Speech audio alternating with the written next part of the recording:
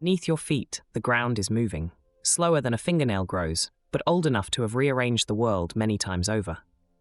Consider for a moment that the floor beneath you is not still. It drifts almost imperceptibly, riding atop a vast and restless interior. Continents that once touched have wandered apart across hundreds of millions of years, carrying ancient forests, lost oceans, and the fossilized whispers of creatures who never knew the shape of the world we walk today. Tonight, we follow that slow, patient drift. Welcome to Let's Learn While You Sleep. Tonight, we drift gently across the vast, slow theater of plate tectonics, the silent choreography of continents shifting beneath our oceans and cities. Imagine the Earth as a living sphere, its rocky shell broken into enormous puzzle pieces called tectonic plates, each one floating on a hot ductile layer of rock called the asthenosphere. These plates move only a few centimeters each year, about the speed at which your fingernails grow, and yet, given enough time, millions, then billions of years, they have built and dismantled entire supercontinents, raised mountain ranges from the seafloor, and opened oceans where deserts once stood. We will travel through deep time, from the assembly of ancient landmasses to the slow opening of the Atlantic, and trace the patient forces that still shape the ground beneath you. Let your breathing slow. Let the rush of the day settle. The Earth has waited 4.5 billion years to tell you this story. To understand the drift of continents, we must first imagine the Earth not as solid, but as layered, a sphere of nested worlds, each behaving in its own slow way. At the very center lies the inner core, a ball of mostly iron and nickel, roughly the size of the Moon, kept solid by immense pressure despite temperatures believed to approach those of the Sun's surface, around 5,000 degrees Celsius. Around it swirls the liquid outer core, a churning ocean of molten metal, whose movements generate the magnetic field that shelters our planet from solar wind. Above the core stretches the mantle, nearly 3,000 kilometers thick, made of dense silicate rock, that under such heat and pressure behaves over long timescales, not like stone, but like extraordinarily slow-moving putty. And resting upon the mantle, like a thin and brittle skin, lies the lithosphere, the cool, rigid outer shell that includes the crust beneath our feet. This shell is not whole. It is broken into roughly 15 major plates and many smaller ones, each one a great fragment of stone drifting on currents far below. Some plates carry continents on their backs, others lie hidden beneath the oceans, capped with younger, denser rock. The boundaries between them are the seams of our world, places where the Earth pulls apart, presses together, or slides quietly past itself. And though the rock seems eternal, it is in constant, patient motion. Heat from the deep interior rises in slow convection cells through the mantle, dragging the plates along as it goes, the way a thin crust of cream might drift across a warming bowl of soup.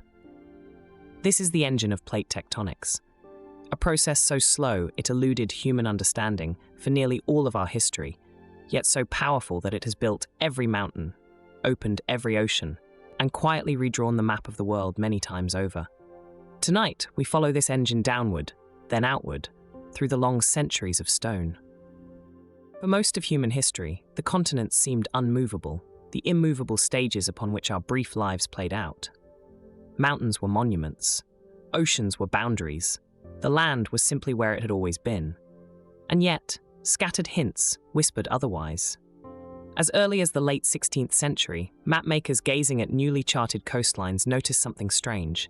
The bulge of South America fit, almost perfectly, into the curve of West Africa, like two torn halves of a single page. The Flemish cartographer Abraham Ortelius, around 1596, suggested that the Americas had been torn away from Europe and Africa by some great upheaval. Few took the idea seriously. For 3 more centuries, the resemblance remained a curiosity. Then, in 1912, a German meteorologist named Alfred Wegener proposed something audacious. He argued that the continents had once been joined together in a single vast landmass, which he called Pangaea, meaning all Earth in Greek, and that they had since drifted apart across the globe. His evidence was patient and varied. Identical fossil ferns appeared on continents now separated by oceans. Ancient glacial scratches in South Africa pointed to ice flows that made no sense unless the land had once sat near the South Pole. Mountain ranges seem to continue across the seam of the Atlantic, as if interrupted mid-sentence. And yet, Wegener could not explain what force could possibly move a continent. The scientific establishment of his time rejected the idea, sometimes harshly. He died in 1930 on an expedition across the Greenland ice sheet without ever seeing his theory accepted. It would take another 40 years, and the discovery of the ocean floor's hidden geology, before the world caught up to him. Tonight, in the quiet of your room, consider how often the truest ideas arrive too early, whispered by someone looking at an old map, noticing how the edges fit. The continents had indeed wandered. Wegener was right. He simply lived in a time before the deep sea was ready to confess its secrets. Confirmation of Wegener's vision came not from the continents themselves, but from the hidden floor of the deep ocean, a world humans had scarcely glimpsed before the 20th century. After the Second World War, ships equipped with sonar began to map the seabed in detail, and what they found astonished them. Running down the middle of the Atlantic Ocean, like the stitching of a long wound, was a continuous undersea mountain range, the Mid-Atlantic Ridge. Stretching for thousands of kilometers and rising higher than the Alps from the surrounding abyssal plain. Similar ridges threaded through every ocean basin, forming a single vast system that wound around the globe like the seam of a baseball. At the crest of these ridges, the seafloor was strangely young. Cores of rock pulled up from near the ridges were only a few million years old, while samples taken far away were hundreds of millions of years older. The pattern was symmetrical. The farther from the ridge, the older the rock on both sides. In the early 1960s, the geologists Harry Hess and Robert Dietz proposed an extraordinary explanation. The seafloor was spreading. Molten rock from the mantle was rising at the ridges, cooling into new crust, and slowly pushing the older crust outward to either side, like two conveyor belts moving in opposite directions. The continents were not ploughing through the oceans, as Wegener had imagined. They were riding atop these enormous, slowly moving slabs of stone. The evidence soon became overwhelming. Magnetic stripes preserved in the seafloor recorded the periodic reversals of Earth's magnetic field, and these stripes mirrored one another exactly on either side of every ridge. A frozen tape recording of the ocean opening year by patient year. By the late 1960s, plate tectonics had become the unifying theory of geology, the great framework that made the planet make sense at last. Somewhere in the cold and starless dark of the deep ocean, the Earth had been quietly composing its own confession. We only needed to learn how to listen. To grasp the slow drift of continents, we must adjust our sense of time itself, for the Earth keeps a calendar very different from our own. Our planet is approximately 4.5 billion years old, a number so vast that the human mind reaches for it and slips. If we compressed all of Earth's history into a single year, then January would witness the planet's molten birth and the first hardening of its crust. Life would appear in the form of simple microbes sometime in late February or early March. For most of that long year, the world would belong to single-celled creatures drifting in shallow, lifeless seas. Complex animals would not arrive until mid-November. The dinosaurs would walk only from mid-December until the day after Christmas. And all of recorded human history, every pyramid, every song, every name we remember, would unfold in the last 20 seconds before midnight on December 31st. Within this immense calendar, the continents have moved many times. The plates that carry them creep along at speeds between roughly 1 and 10 centimeters per year, depending on the plate and the era. That is slower than hair grows, and yet, multiplied by millions of years, it is enough to carry a continent from pole to equator and back again. Geologists call this perspective deep time, and it is one of the great gifts of their science. The quiet realization that the world we know is only the most recent frame in a film that has been running patiently for eons. Mountains we consider eternal are merely young and temporary. The Himalayas, the tallest on Earth, are only about 50 million years old, still rising even now as India presses northward into Asia. The Atlantic Ocean, so vast it once seemed timeless, has been opening for less than 200 million years. Tonight, as you rest, let your mind soften into this larger rhythm. The Earth breathes slowly. We are visitors in its long, unhurried dream, brief sparks held within a deeper, drifting stillness. Consider for a moment the engine that drives this immense ballet, the slow churning of Earth's mantle, that vast layer of hot, ductile rock lying between the thin outer crust and the molten iron core. The mantle is not liquid, despite what many imagine. It is solid rock, and yet, under the crushing pressures and immense temperatures of the deep interior, it flows, slowly, imperceptibly, like glass given enough centuries. Heat rises from the core, warming the lower mantle, which expands and grows buoyant, lifting upward in great convective plumes. Near the surface, that material cools, grows denser, and sinks again, completing a cycle that may take tens of millions of years for a single revolution. Above this churning, the rigid plates of the lithosphere ride like crusts of bread upon a slow, simmering stew. Some plates carry continents on their backs, others bear only ocean floor. They collide, separate, and slide past one another, and at every boundary, the consequences are written into the landscape. Where two plates pull apart, molten rock rises into the gap and hardens into fresh seafloor.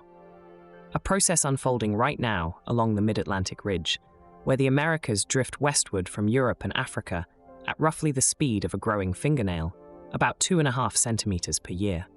Where plates converge, one may dive beneath the other in what geologists call subduction, melting back into the mantle and giving rise to volcanic arcs and deep ocean trenches. And where plates grind sideways past each other, as along California's San Andreas Fault, the friction stores energy until it releases in earthquakes that ripple through the crust.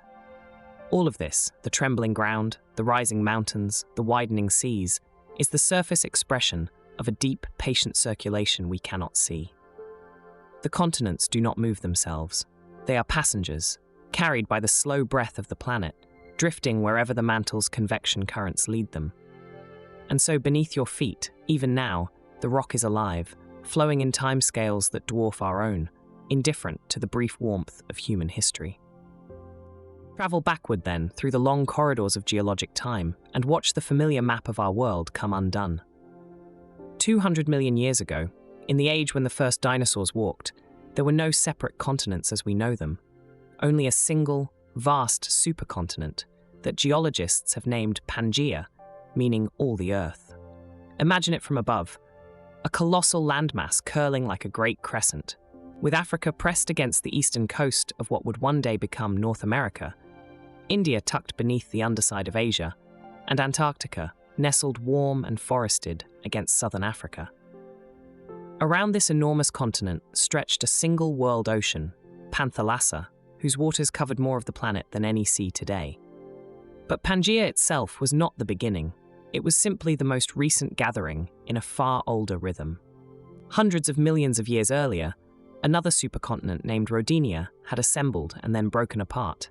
And before Rodinia, still others, Columbia, Kenorland, fragments of names that geologists have given to landmasses we can only reconstruct from the magnetic signatures locked in ancient rocks.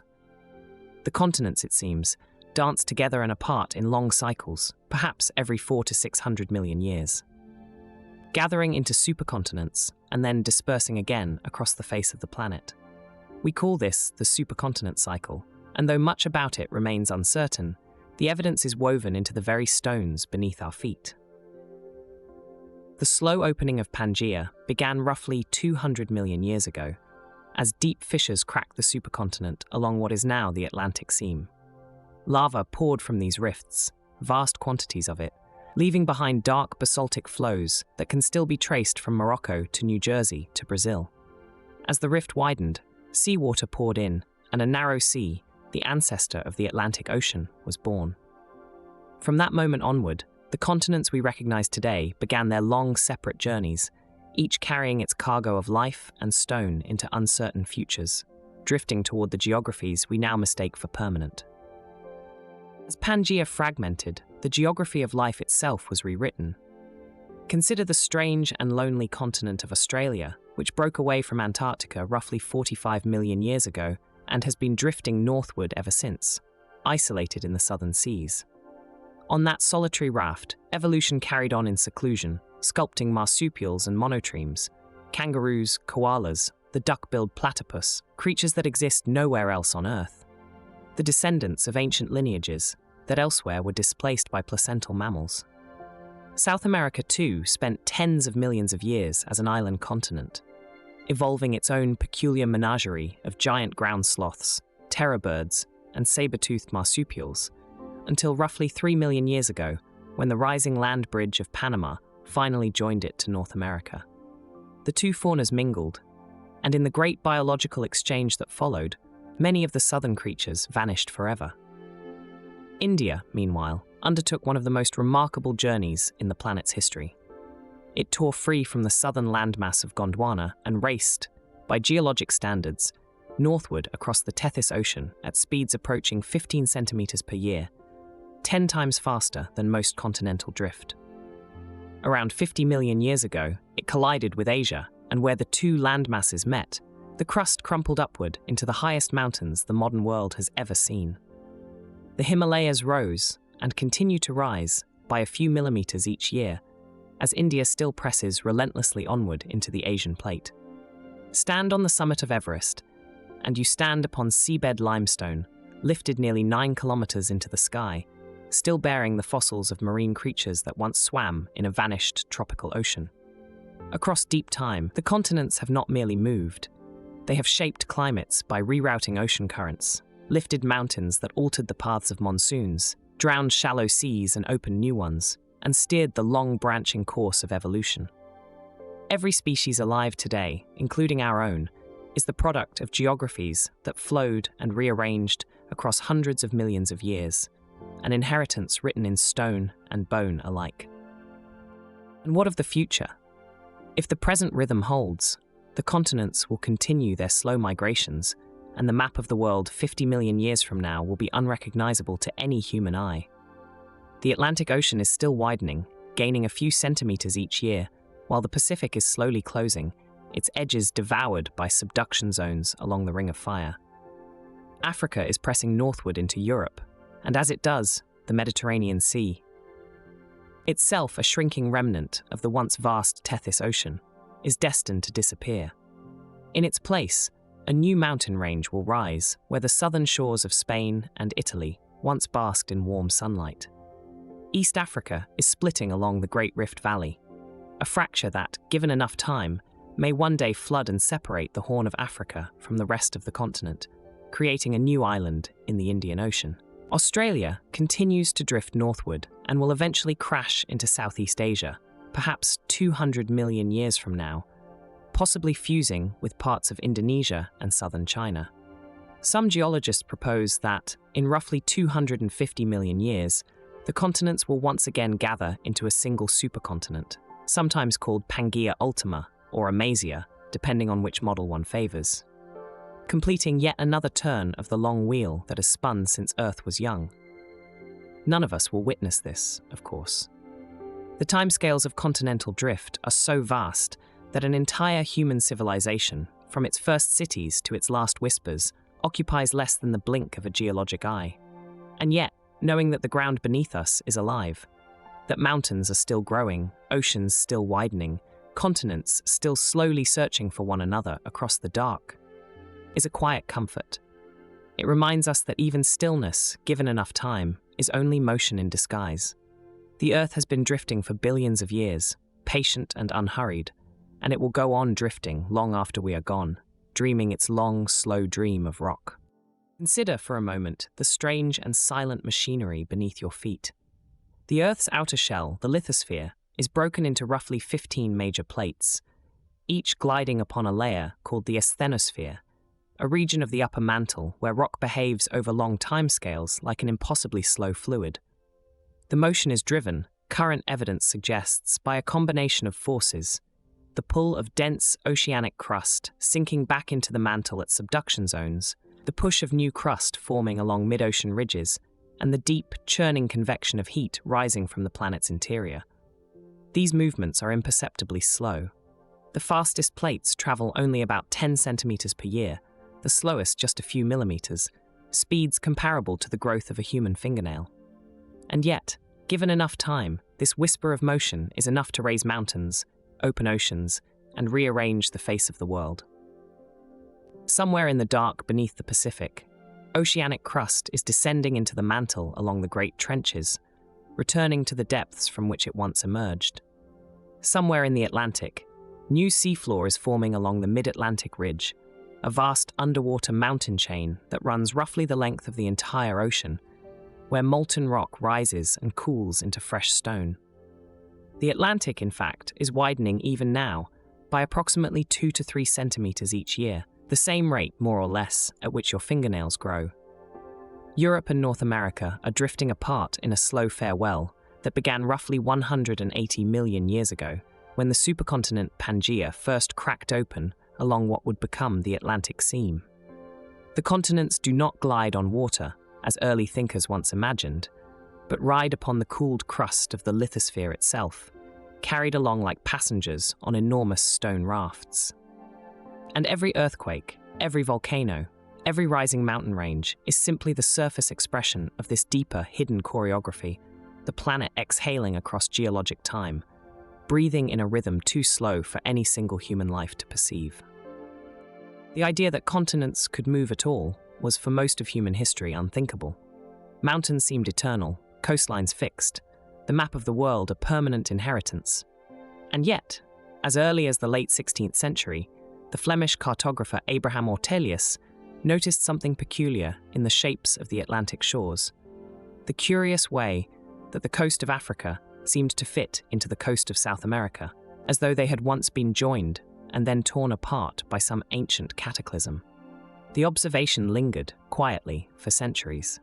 Then, in 1912, a German meteorologist named Alfred Wegener gathered the scattered clues and proposed what he called continental drift, the radical idea that the continents had once been united in a single landmass and had since wandered across the surface of the Earth.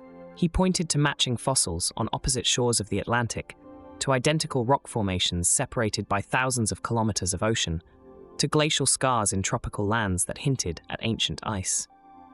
His evidence was abundant, his vision astonishingly correct, and yet his theory was rejected, even ridiculed, for nearly half a century. The reason was simple. Wegener could not explain the mechanism. He could not say what force could possibly move a continent. Without a cause, his idea seemed impossible, and the geological establishment dismissed it as fantasy. It was only in the 1950s and 1960s when scientists began to map the ocean floor in detail and discovered the mid-ocean ridges, the magnetic stripes of the seafloor, and the deep trenches at the edges of continents, that the picture finally came together.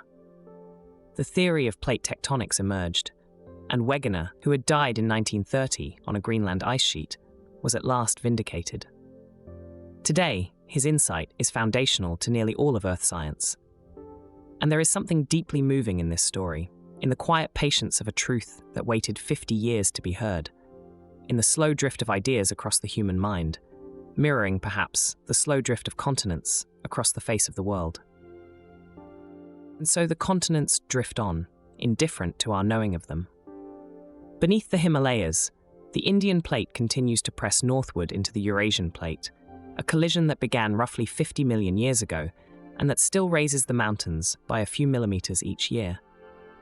Mount Everest, the highest point on the surface of the Earth, is in fact growing, slowly, almost imperceptibly, as two great slabs of stone press against each other in a slow-motion embrace that has already lasted longer than the existence of our species many times over.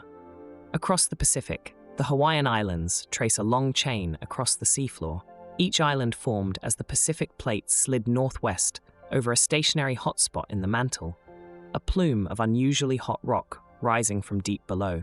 The oldest islands have eroded into atolls and seamounts, drowned beneath the waves, while the youngest, the big island of Hawaii, still bears active volcanoes pouring fresh lava into the sea. Somewhere southeast of it, beneath the water, a new island called Kamaihuakanaloa, once known as Loihi, is already forming, though it will not breach the surface for tens of thousands of years. In East Africa, the continent itself is slowly tearing apart along the Great Rift Valley, a vast wound in the earth that, given enough time, may one day flood with seawater and become a new ocean, dividing Africa into two separate landmasses. The Red Sea, just to the north, is in fact a young ocean in its infancy, born from a similar rifting that began roughly 30 million years ago. And the San Andreas Fault in California marks the long, sliding boundary between two plates that are not colliding nor pulling apart, but grinding past each other, storing energy that is occasionally released in the tremors and earthquakes that shape that coastline. Every continent, every island, every mountain you have ever seen is in motion. Nothing in this world is truly still. The ground beneath you, even now, is drifting somewhere, in a direction so slow that only the patient mathematics of geology can perceive it. Consider what this means for the deeper story of life. The drift of continents is not merely a tale of stone and sea, but of every creature that has ever walked, swum, or grown roots upon the surface of this world. When continents collide, they fuse the lineages of plants and animals that once evolved in isolation, producing waves of competition, extinction, and renewal. When they split apart, populations are divided, and over millions of years, those divided populations diverge into entirely new forms, new species, new ways of being alive. The marsupials of Australia, the lemurs of Madagascar, the strange and ancient creatures of New Zealand, all of them are gifts of geologic isolation, the consequences of land separated long enough for evolution to write a different book on each shore. The fossil record itself bears the fingerprints of drift. Identical species of small reptiles called Mesosaurus are found only on two continents, South America and Africa, separated today by the entire width of the Atlantic, an impossibility unless those lands were once joined. Glacial deposits, identical in age and chemistry, appear in India, Africa, Australia, and Antarctica, marking a vanished ice cap that once covered the southern reaches of Pangaea. The very coal beds that fueled the industrial age formed in tropical swamps that now lie buried beneath the temperate forests of Pennsylvania, because those forests, 300 million years ago, sat squarely upon the equator. Climate, too, is shaped by the dance of continents. The arrangement of land and sea controls how ocean currents flow, how heat is distributed across the planet, how monsoons gather, how ice ages begin and end. The closing of the Isthmus of Panama, roughly 3 million years ago, rerouted Atlantic and Pacific currents, and is thought by some researchers to have played a role in the onset of the cycles of glaciation that shaped the recent ice ages. The Earth's surface is not a stage upon which life happens. It is a partner in the unfolding, a slow-moving collaborator, shaping and being shaped, drifting through deep time alongside everything that breathes. Think of the great migrations written into the rock. Marsupials, those ancient pouched mammals, once wandered across a land bridge that connected South America to Antarctica and onward to Australia, when all three were joined as part of the supercontinent Gondwana. As Gondwana broke apart, beginning roughly 180 million years ago, the marsupials of Australia were carried away on their own slow vessel of stone, isolated for tens of millions of years. And in that isolation, they bloomed into kangaroos, koalas, wombats, and the strange thylacine that vanished only within the last century. Their entire evolutionary story was shaped not by climate alone, nor by competition alone, but by the slow drift of the continent that carried them. Consider, too, the great apes of Africa, whose lineage was shaped by the rising of the East African Rift, where the continent itself is slowly tearing in two. Roughly 25 million years ago, that rifting began to lift the eastern landscape, creating new highlands, new rain shadows, new mosaics of grassland and forest. Some researchers propose that this very transformation, this opening wound in the African crust, helped shape the environments in which our own ancestors learned to walk upright across the savanna. We are, in a sense, children of a continent that is splitting apart. And so the story of life, of every creature that has ever crawled, swum, flown, or stood upright beneath the sun, is woven into the slow choreography of moving stone. The continents do not merely carry life, they sculpt it. They isolate, recombine, and rearrange it across spans of time so vast that whole orders of animals can rise and fall, while a single ocean opens. Somewhere in that quiet truth lies a deep humility. We are not separate from the Earth's slow breath. We are one of its many momentary expressions, carried gently on a raft of stone that has been drifting in one form or another since long before we existed, and will continue drifting long after we are gone. Let your mind wander forward now into the deep future, where the continents continue their slow dance. Geologists who model the motions of the plates suggest that, somewhere between 200 and 300 million years from now, the continents may once again gather into a single supercontinent. Some have given this future landmass tentative names: Pangaea Ultima, Amasia, Eureka, depending on which model one follows. In one scenario, Africa drifts northward and seals shut the Mediterranean, raising mountains where Italy and Greece now meet the sea. In another, the Americas reverse their westward drift and collide once more with Eurasia, closing the Atlantic that took so long to open. In yet another, the continents migrate toward the pole and assemble near the Arctic. We do not know which path the Earth will choose. The forces involved are too vast, the timescales too long, the variables too many. And yet, in each of these futures, there is a strange poetry. The continents that once were joined will be joined again. The Atlantic that took 180 million years to open may close in roughly the same span. The Pacific, the oldest and largest of oceans, may yet vanish, swallowed back into the mantle from which all crust eventually returns. And on that future supercontinent, whatever life remains, whatever forms it has taken across the unimaginable interval, will inherit a world reshaped beyond recognition.